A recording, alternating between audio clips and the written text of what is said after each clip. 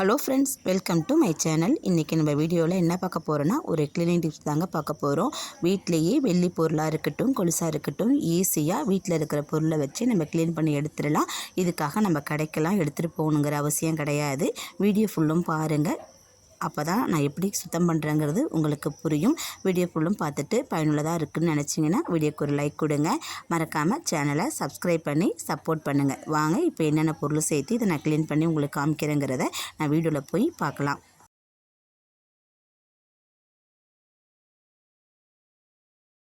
இன்றைக்கி நான் வெள்ளி பொருள் கொலுசும் வெள்ளி விளக்கும் தான் எடுத்திருக்கேன். சின்னதாக ஒரு வெள்ளி விளக்கும் எடுத்திருக்கேன்.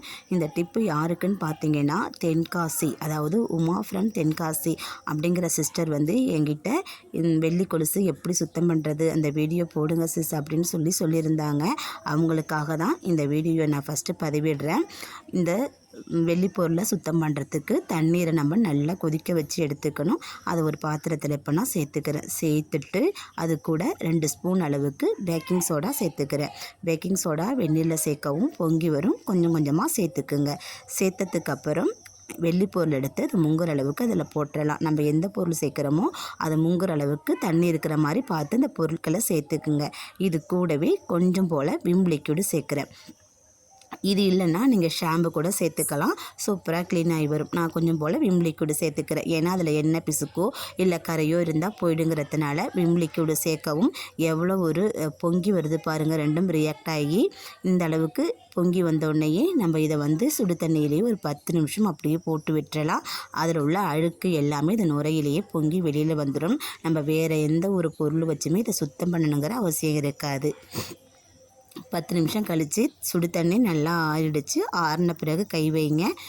இப்போது கொலுசையும் அந்த விளக்கையும் எடுத்து காமிக்கிறேன் பாருங்கள். அதில் உள்ள அழுக்கு எல்லாமே வெளியேறி நமக்கு பளிர்னு இருக்குது. இன்னும் நமக்கு பளிச்சுன்னு வேணும்னா நம்ம கொஞ்சம் போல் இதை தேய்ச்சி எடுத்துக்க வேண்டியதான். இதுக்கு எந்த பொருளுமே சேர்த்து தேய்க்கணுங்கிற அவசியம் கிடையாது.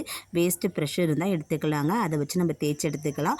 கொலுசு நம்ம சுத்தம் பண்ணுறதுக்கு வேஸ்ட்டு ப்ரெஷ் வச்சு சுத்தம் பண்ணிக்கோங்க. விளக்குங்கிறதுனால விளக்குக்கு தேய்க்கிற பஞ்சு அதுக்குன்னு வச்சுருக்கிற இதை மட்டும் வச்சு நம்ம பயன்படுத்தி அதை தேய்ச்சிக்கலாம். இதை நான் விளக்கு சுத்தம் பண்ணுறதுக்காக உள்ள பஞ்சு அதை மட்டும் தான் வச்சு நான் தேய்க்கிறேன்.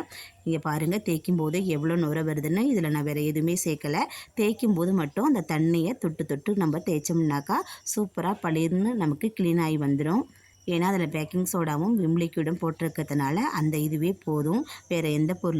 வேறு எந்த பொருளுமே சேர்த்து தேய்க்கணுங்கிற அவசியமும் இருக்காதுங்க. பாருங்கள், அதில் உள்ள அழுக்கெல்லாம் எப்படி ரிமூவ் ஆகி வருதுன்னு பாருங்கள். சூப்பராக நமக்கு ரிமூவ் ஆகி வந்துடும்.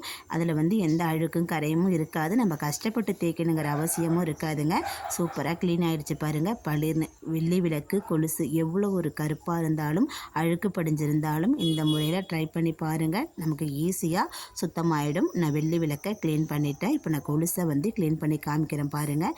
எவ்வளோ ஒரு கரை பிடிச்ச கொலுசாக இருந்தாலும் சரி, கருப்பான கொலுசாக இருந்தாலும் சரி, இந்த முறையில் ட்ரை பண்ணுங்கள். அழுக்கு எல்லாமே வெளியேறி நம்ம எப்படி கடையில் புதுசு போல் வாங்கினோமோ அந்த மாதிரி பளபளன்னு இருக்கும். இதுக்காக நம்ம கடையில் கொண்டு போய் கொடுத்து காசு செலவு பண்ணி நம்ம பாலிஷ் பண்ண வேண்டிய அவசியம் இருக்காது.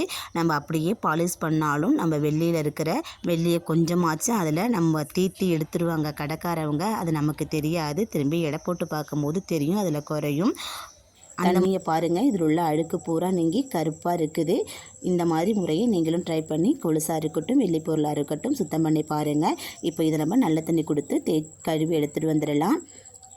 வீடியோ பிடிச்சிருக்குன்னு நினைக்கிறேன். பயனுள்ளதாக இருக்குதுன்னு நினச்சிங்கன்னா சேனலுக்கு ஒரு லைக் கொடுங்க. மறக்காமல் சேனலை சப்ஸ்கிரைப் பண்ணி சப்போர்ட் பண்ணுங்கள். மற்றொரு பயனுள்ள பதிவில் நான் உங்களை சந்திக்கிறேன். தேங்க்யூ.